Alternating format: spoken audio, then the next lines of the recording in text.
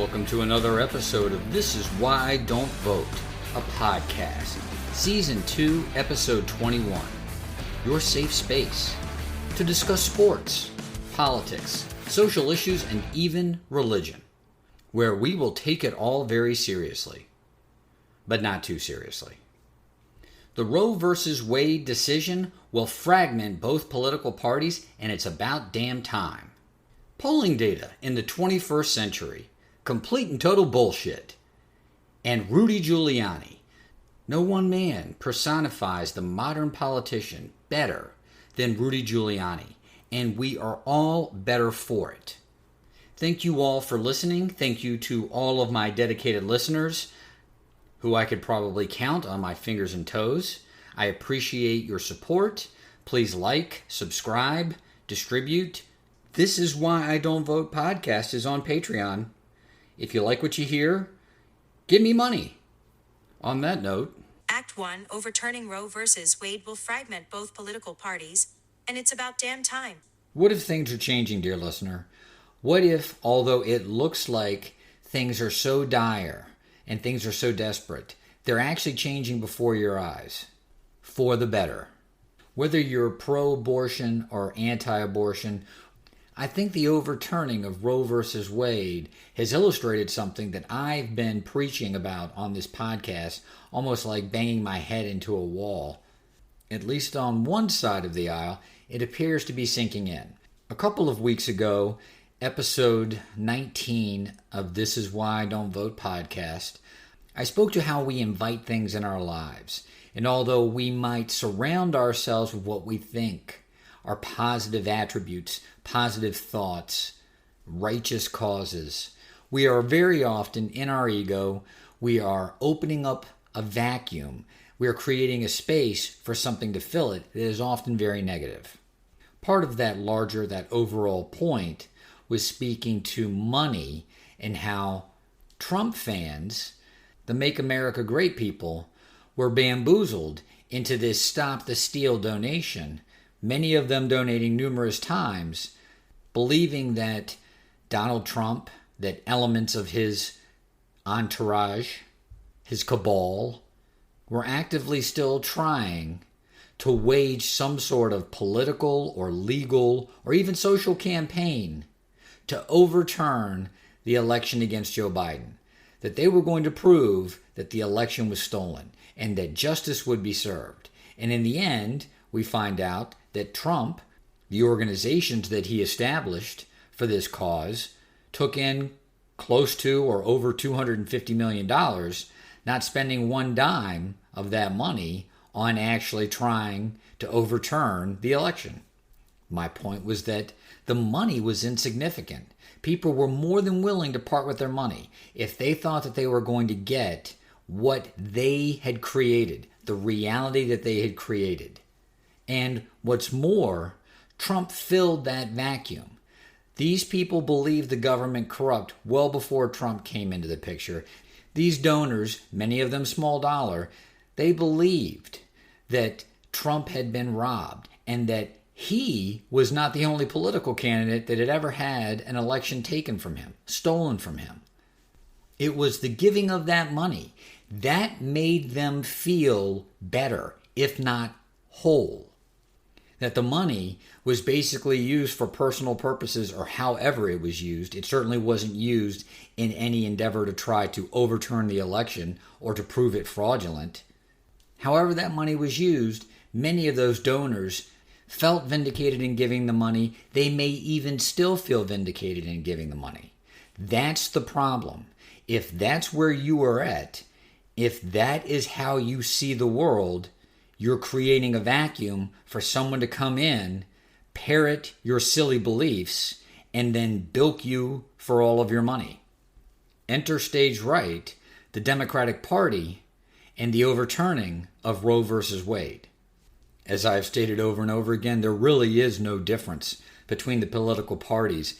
And some people will come out and say, no, this Roe v. Wade, this abortion issue, it illustrates starkly how different the political parties are. I have no doubt that those people exist. What I see now, though, on the political landscape, on the social landscape, is the people who are saying, I see it as well. There is no difference between the parties. Within hours of the decision being rendered, of it being published, President Joe Biden, Nancy Pelosi, Speaker of the House, sent out ads soliciting money from potential Democratic donors to fight against the injustice that is the overturning of Roe versus Wade. In a move that could not be more cynical, the Democrats, who had a supermajority under President Obama, yes, a supermajority, and with that supermajority, that being they had control of the House, they had control of the Senate, they had a supermajority so that even if there was a filibuster, they'd be able to overrule the filibuster. And yes, the President of the United States was a Democrat. And what were they doing with all of that people power? That's right. You can't say manpower anymore. What were they doing with all that people power? They were passing a health care bill. Now, what do you see with most of the protesters who are out on the streets today carrying signs that say what? Abortion is health care. Those signs aren't new. Those signs were being carried by women who were going on marches during the Obama presidency while they had a supermajority, while they were crafting a health care bill. What was President Obama's response to this? Abortion just isn't a high priority within the infrastructure of this health care bill.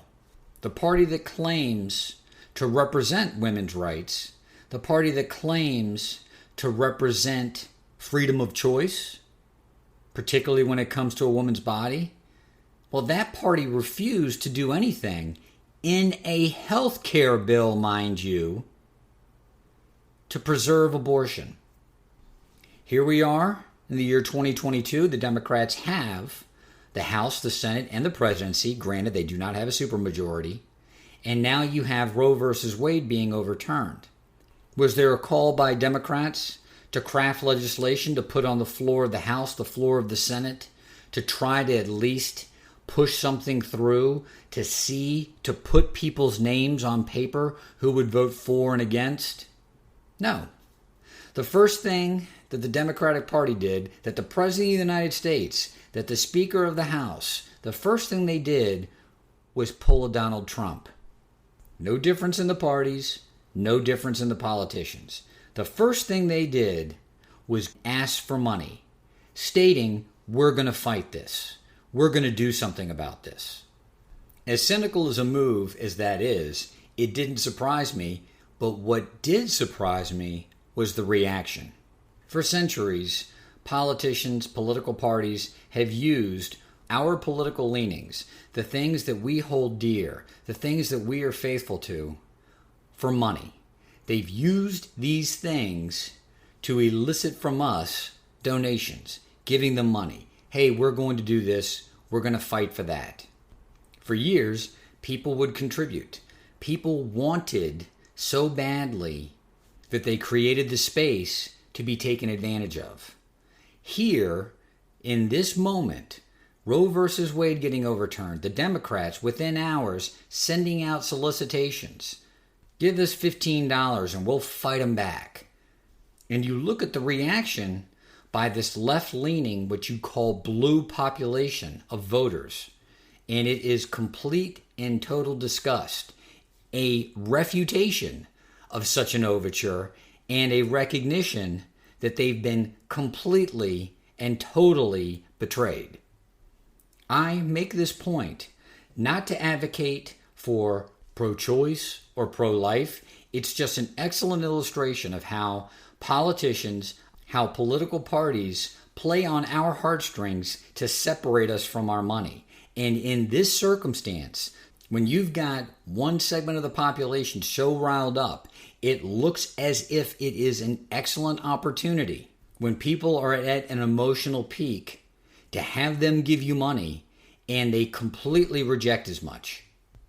I will concede, it certainly doesn't help that the Democrats are the party in power and that giving them additional money in light of their impotence is probably not a good idea and on its face is absurd. That may be contributing to the reason why there's such a backlash to this hypocrisy in asking for money hours after this decision drops. Be that as it may, I still see it as a positive. I believe it a step in the right direction where people begin to view these pleas from these politicians, from these political parties, in a cynical light, realizing what are they really doing? What is this money going to do to change this circumstance, this outcome? Is someone simply trying to capitalize on my anger or my grief or my disgust? Are these people just trying to capitalize on my better nature, my compassion, my empathy? The bottom line is, what are the results? $250 million to a man who says, I'm going to fight to overturn this election and not $1 spent on it? A party that had a supermajority and passed a health care bill, abortion is health care, that did not address in any way, shape, or form abortion in the legislation. A party that now sits in political power, asking for more money to do what? This fracturing on its face may look frightening, it may look damning, it may look ugly. I feel it is a step back so that people can take 2 steps forward, that we can all take 2 steps forward. And that is not specific to this issue. That's not specific to abortion. It's not specific to whether or not an election was stolen. Why are we putting our faith in these people? Why are we continuing to give them our money, to give them our allegiance? I'd like to make some bold predictions on how it's all going to play out. I really can't do that because I get too in my own ego. I'm too emotional about it. What I want to see? Sure, I'd love to see this be the advent of a schism. No, schism is too mild. Of a chasm forming in both political parties, not just in the Democratic Party, but in the Republican Party as well. How is that? Well, in the Democratic Party, it's simple. You've got a bunch of politicians who've been promising to do something about women's reproductive rights, women's health care, if you want to qualify it that way, about abortion. And a political party that has taken money, that has preyed, and I mean that, preyed on people's emotions, preyed on people's fervor over this issue by way of money, a party that's used abortion to separate women from their money, and they are going to walk away. And although it may not be a primary issue for a number of Democratic voters, I think a number of Democratic voters are going to see this hypocrisy and they are going to walk away as well. On the flip side, you've got the Republicans, and there's always been dissension in the ranks on the Republican side. I identified as a younger man as a Republican. It was easy for me to walk away from that because I never identified with the evangelical right. I was never a social conservative. During the Bush years, as that part of the movement within the Republican Party consumed it, it was easy for me to separate from it. I didn't leave the Republican Party left me. Now, that element of the party has gotten one of its hallmark political agendas actually accomplished. This has been 50 years in the making. From the time that the Roe versus Wade decision was rendered by that Supreme Court, it has been an objective of the evangelical right to get it overturned. And not just get it overturned, but to ban abortion nationwide. And what have the evangelicals come out and said? Mike Pence, who actually fancies himself a possible political candidate for president of the United States in 2024. We're going to ban it. At a federal level, we are going to ban abortion. That's going to be the new hallmark of the evangelical, conservative, Republican agenda. banning abortion nationwide through congressional legislation. Accordingly, Republicans running in any district in this country are going to be asked, whether it be from evangelicals in their district or it be to indict them with moderate voters by liberals or by someone running against them, where do you stand? Are you willing to vote for a federal piece of legislation, something that's going to ban abortion nationwide? It's going to create a chasm within the Republican Party. You're going to have fiscal conservatives that have not yet left the party, and I would qualify myself as a fiscal conservative. You're going to have the anti-woke crowd that has gravitated towards the Republican Party in basically what you could call a protest to what's going on the modern left. You're going to have a rebellion. You're going to have an exodus. The cynic in me, and I think the cynic out there in the public sphere, some of you may be thinking the same thing. The cynic in me says they're just not going to vote. Like so many other people in this country, they're going to fall out of the political process and they're going to go back to being passive. They just don't care. That's certainly a possibility. Looking at it from a glass half full perspective, what could also be possible?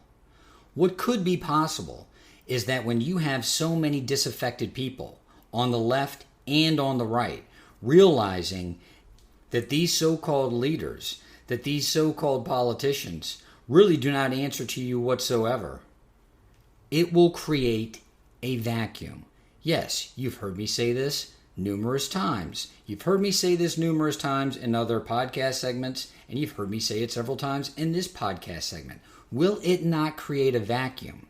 And in that vacuum, the possibility of an independent or third-party candidate may emerge, and because both parties are so weak, we could have a platform, a foundation for a third-party candidate for President of the United States as a viable alternative to the two traditional parties. 2024 is a long way away. If it is Biden versus Trump again, would a third-party candidate have a chance to win in that election? I can't imagine they wouldn't.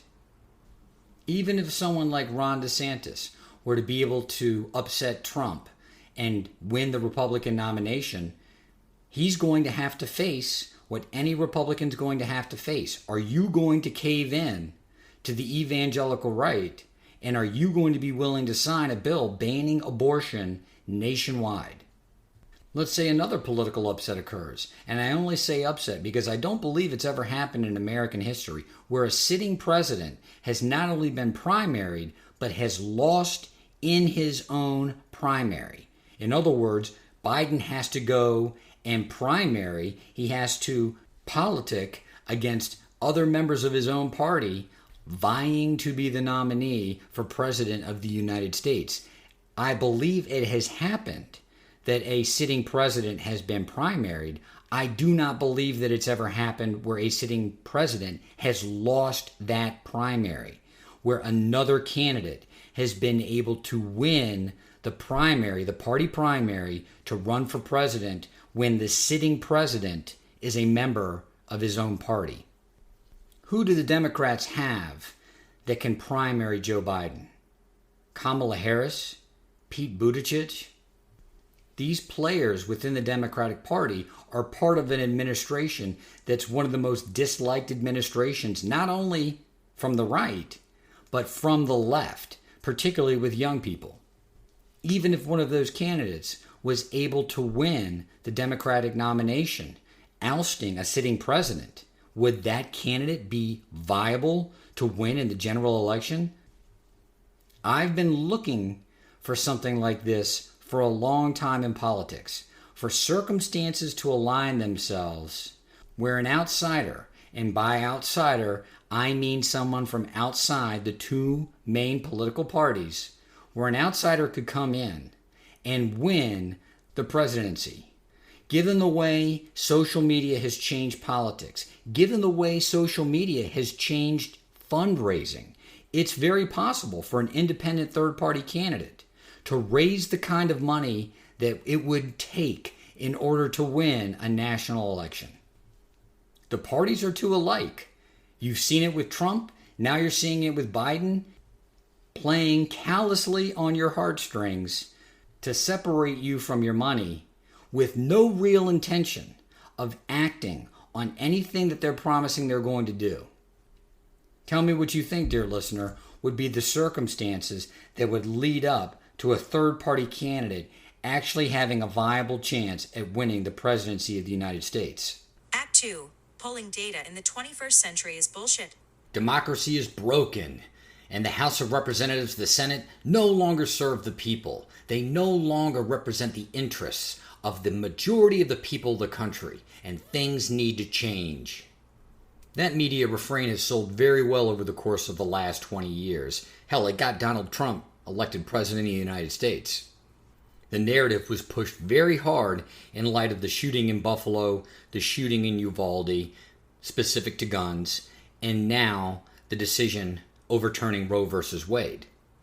The majority of Americans want gun control. The majority of the American people, they support abortion. They support abortion rights. Congress is not acting in accord with the majority of Americans, with their wishes. The Supreme Court is not acting in accord with the majority of Americans, with their wishes. What is this narrative based on? Public opinion polling. The public opinion polls demonstrate that the majority of Americans want gun control. Public opinion polls demonstrate that the majority of Americans support abortion rights. The media clings to these narratives and clings to the data that they claim is so sacrosanct, demonstrating what the American people actually want.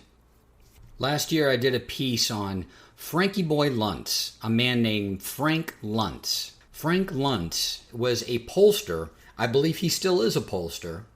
He actually conducted polls for not only the Republican Party, Republican candidates, but a number of different conservative think tanks, corporations, and of course, because he was so successful at doing it, he started to poll for a number of different types of partisan and nonpartisan groups, some of them liberal.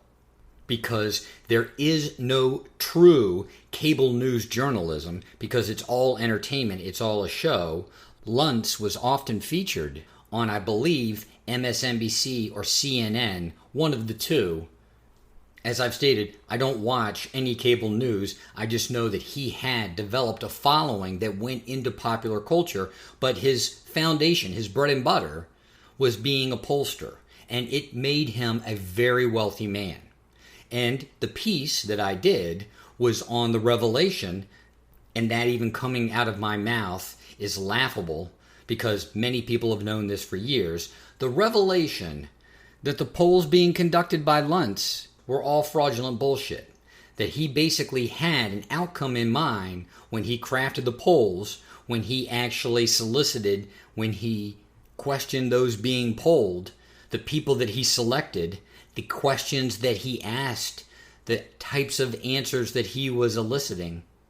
His clients knew that if they needed public opinion to support whatever their position, you go to Frank Luntz. You get him to do the polls, you get him to find the people in the focus group or the people who are going to participate, and you get him to craft the questions because he can craft the questions in such a way where the responses can be either predicted or manipulated. When this was revealed last year, it was nationwide news. It was national news, and it faded very quickly, very quickly.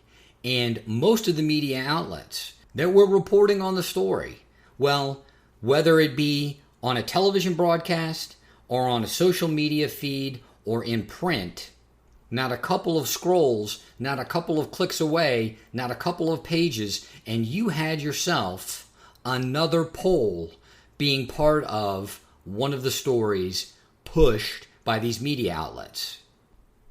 I've said it before, I'll say it again. It's the concept of social proof. What do other people think? What other people think is important to the way we think. how we craft our opinions, how we craft our thoughts. We don't want to be outliers. We don't want to feel like we're going against the grain. We want to feel like we are part of something bigger than us. We are an agreeable animal, are we not? So we are very easily influenced by these public opinion polls. What do other people think about these issues? But as the story about Frank Luntz demonstrated, it's very easy to manipulate these polls. Let's reflect on that, dear listener. How many of these polls actually show you the number of people polled in order to get what is qualified in the business as a statistically significant number? In other words, utilizing statistical formulas, you get a certain number of people to participate in the poll and you can project what that means in the overall population of people in the United States of America. Based on the actual formulas, that number can be anywhere from 300 to 3,000 people. Naturally, you have a much better chance of capturing the imagination, the feelings, the thoughts of the entire nation the more people that you poll, the more diverse that group of polling data is. Look at the way these polls are pushed on us, are churned out. You have these events where there are mass shootings, where there's gun violence, and a poll is instantly pushed in front of your face. And the outlet, whether it be the media, whether it be something you see on social media, a feed, whatever the outlet, this is a recent poll. After this incident, this poll was conducted, and here are the feelings, here are the thoughts, here are the emotions. Here is the imagination of the American people represented to you in this poll. How many people were polled? Where are they from? Who are they? What kind of questions were they asked? What kind of opportunity were they given to answer? Was it completely binary? Could they only answer yes or no? Were they given but a few select choices, limiting the scope of possibility of any answer? I'm going to give you a little bit of my background, dear listener. When I was in graduate school, I had the opportunity to work at the university that I was attending. I had the opportunity to work at the Office of Institutional Research. What that office did was collect data from all of the different departments at the university and provide not only that data to the university, the board, it provided it back to the departments. Here, how many students are attending these types of classes. The office did all the number crunching for the reviews for the professors at the end of the year. So you had a data set showing the classes that were popular, the classes that no one was taking, the professors that were popular, the professors that everyone hated, and you could figure out, okay, we need to have a broader class offering for this curriculum, for this type of course, and we might not need to have such a broad class offering for this curriculum, this type of course. This professor consistently rates well with the students in a number of different types of classes, whether it be the advanced classes or a rudimentary, a freshman level class. This professor is hated by all. Doesn't matter whether or not it's a senior or a freshman. That, of course, could affect tenure. In collecting and compiling this data, one of the first things, and it stands out to anyone involved in this industry, is how difficult it is to get someone to fill out a poll, to fill out some sort of evaluation. Most people are reluctant to do it, and to the extent that they do it, they really are only going to do it in one of two ways. They're either going to put everything is great, it's all excellent, and they're not going to think about it, or they're going to be motivated because they thought everything was terrible, and so every one of the responses is negative. That polarity is comically represented in the American diaspora as we sit here today in 2022. You have people that are sitting on one side of an extreme or another, with the rest of us, being the majority of us, in the middle, being pushed, being pulled in one direction or the other, being badgered to make a choice. So who is participating in these polls? How many of you, and unfortunately I really don't have that many listeners, but how many of you out there, the 10, 12, maybe 20 that are actually listening to this, how many of you have ever been solicited for one of these nationwide polls specific to an issue like the politicians in your district, the politicians in your state, an issue concerning guns, an issue concerning abortion? To the extent any of you have actually been approached, many people just don't participate. I don't have time for this. You may get some sort of solicitation, whether it's on your phone or in email or on social media. And those polls often take time. They aren't 2 or 3 minutes. They take time. Can I have 30 minutes of your time? Can I have 45 minutes of your time? The reason being is they're asking all these questions to qualify you as a person. Are you conservative? Are you liberal? Old? Young? What geographic region are you from? How much money do you make? They're trying to get that diversity to make the poll and the number of people who participate in it valid. Is there a statistically significant number of people represented in this poll such that the results can then be projected as representative throughout the course of the American populace, all over the country? This is representative of the attitudes, the thoughts, the emotions, the imagination of the American people. Having done this at a very micro level and a university level, specific to course curriculums, specific to professors, it's extremely difficult. And so I find it hard, even in the 21st century, even in the age of social media, I find it hard to believe that these pollsters are able to so quickly come out with these data sets, with these polling results. What's more, what we have seen over the course of the last 8 years in the election cycles is that whatever these people are predicting when it comes to the attitudes, the emotions, the thoughts of Americans specific to their voting habits, who they're going to vote for, these polls don't mean shit. These polls are wrong.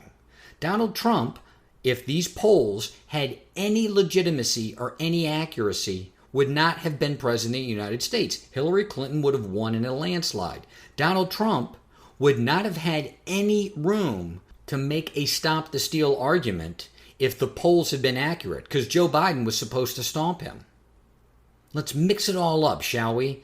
We've got a pollster that we talked about in a segment last year who his colleagues came out and many people have confirmed was a complete and total fraud, was basically selling polls to high bidders in order for those high bidders to get the kind of results they wanted to support political positions, political parties, political candidates, to support corporate initiatives.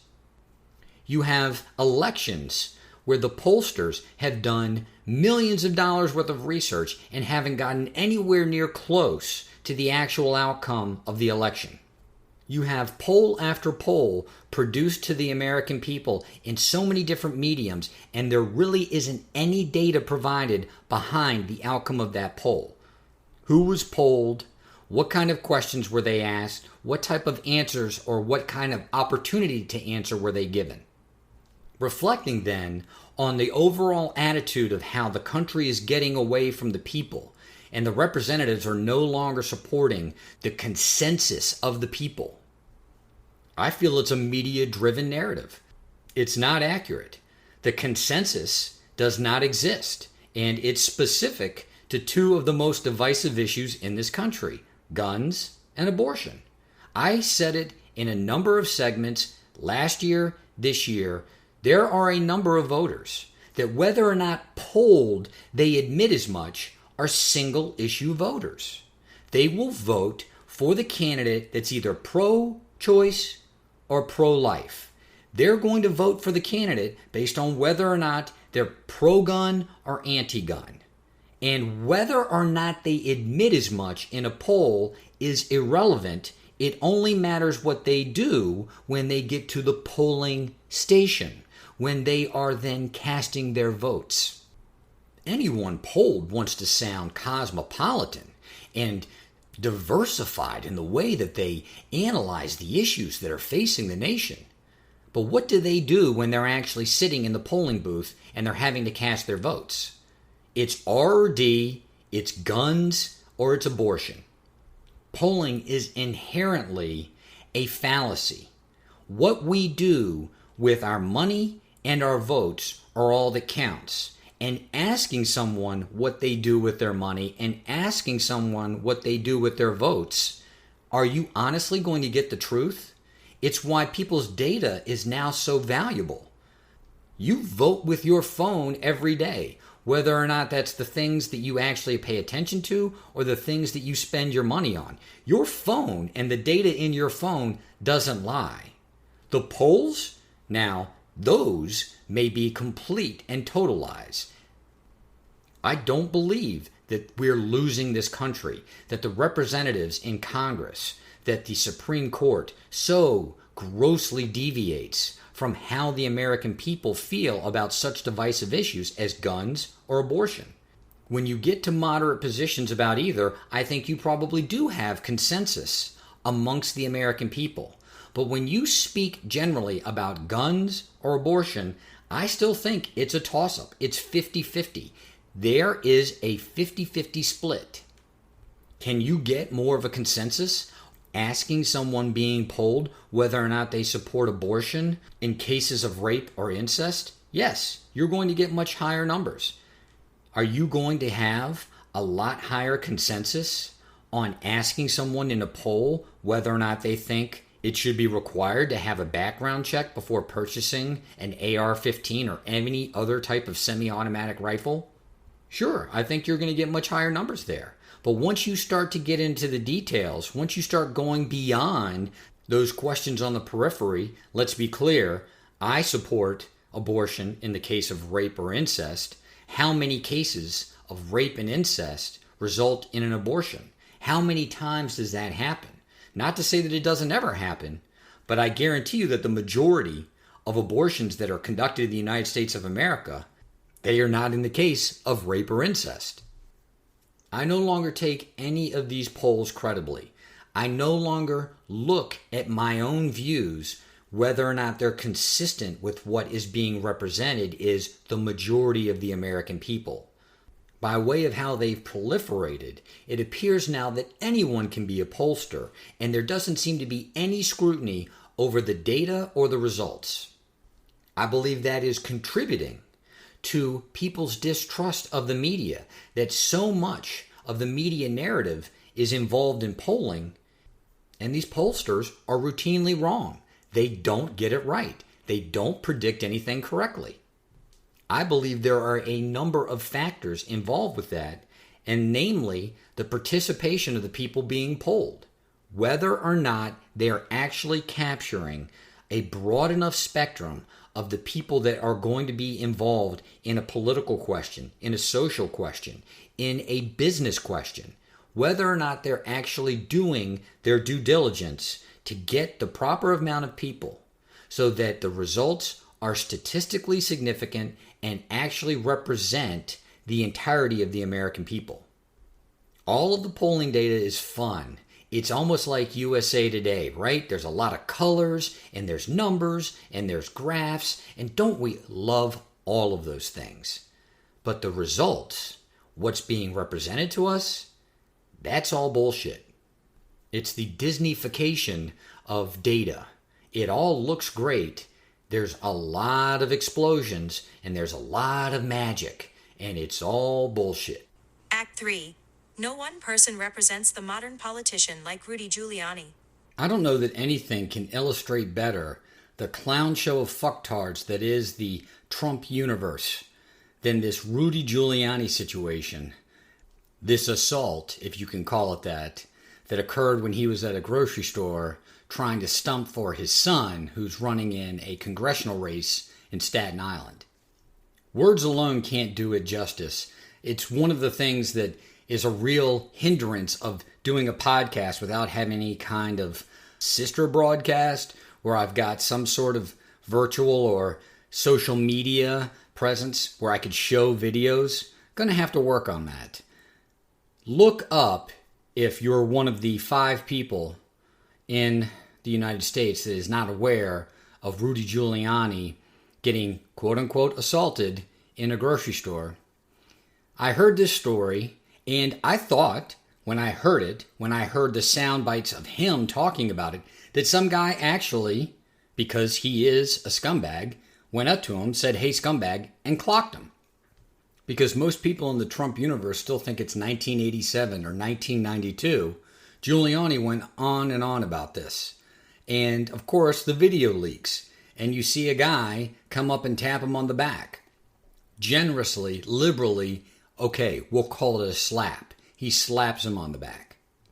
If you check the internets, there are sound bites of Giuliani as he tells the story over and over again. So as time progresses, the story gets more harrowing, more nefarious, and he faced intense, catastrophic even, danger from this slap. The man is either so stupid or so brazen, as he went on to say that the reverberation from the slap was such that he thought he had been shot, and that the woman who was standing next to him was in danger of being knocked over by the reverberation of it. Watching the video, I saw a man that went before Congress, that went before a number of judges, state legislatures, and made an ass of himself arguing that the election had been stolen. I talked about this at length in a segment last season, the ridiculousness of the claims being made in the lawsuits that were filed all over the country with the scantest of evidence. In fact, even the arguments, in light of the evidence, were silly. Tens of thousands of votes were in question because they had 239 ballots that they thought had been fraudulent. And of course, there wasn't any credible evidence proffered with these pleadings to demonstrate that even that limited number of ballots were actually fraudulent. This is the clown show, Rudy Giuliani, that went on national television and made promises about how this bombshell would change the nature of the election. This is that jackass, the guy who would get tapped on the back and equate it to being shot with a bullet. Why do I mention this? Why am I bringing it up? Not only is it illustrative of what a clown show the Trump universe is, really, it is illustrative of what a clown show most of the political landscape is. And rather than sit here and throw a tantrum about it, Rudy Giuliani is just demonstrating to us what a known quantity he is. He is a clown. And if he is a clown and he is placed in a senior position within, let's say, a president's administration, you have to believe that the president's administration is clownish. And I'm not just doing this to pick on one party or another, one candidate or another. I can go through and identify other instances on the left or with Democratic candidates that would be akin to Rudy Giuliani getting shot by a guy who just tapped him on the back. Quick aside, you have to be one spineless excuse for an attorney to be the prosecutor going before a judge trying to prosecute the guy who tapped Rudy on the back. They charged that guy before the video leaked with a felony assault. Will Smith, in front of the entire country, slapped the shit out of Chris Rock, didn't get charged. This guy taps Rudy Giuliani on the back and gets charged with a felony before the video comes out. And I have to believe that the prosecutor charging that felony had the video before we saw it as a public.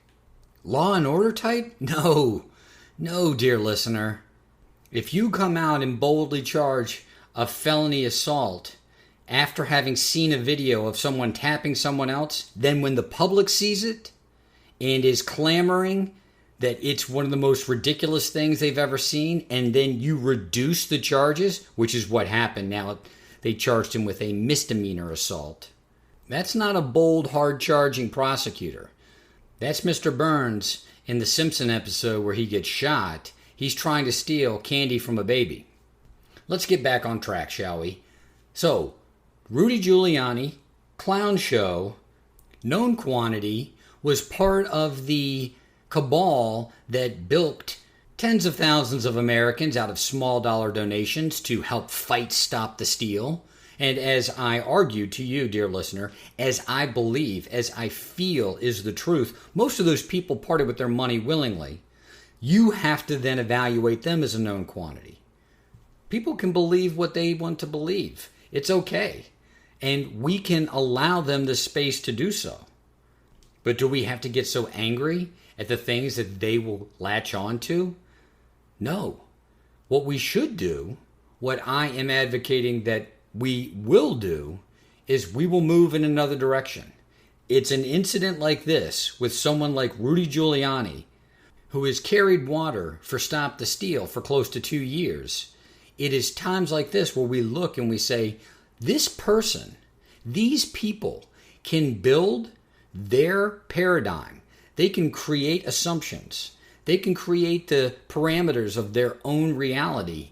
And even though we see them constructing it out of nothing, they believe it hook, line, and sinker. They believe their own bullshit to a degree that we perhaps don't believe, beyond our faith in a higher power, the love that we have for our siblings, our parents, our children. It's got to be exhausting selling your soul like that. More and more of us are coming to that conclusion. So more and more of us are going to be willing to move towards an alternative when the right alternative presents to us. Can you imagine Trump running again in 2024 against Joe Biden? And in the Trump universe is someone like Rudy Giuliani getting on the stump again, trying to get that man elected?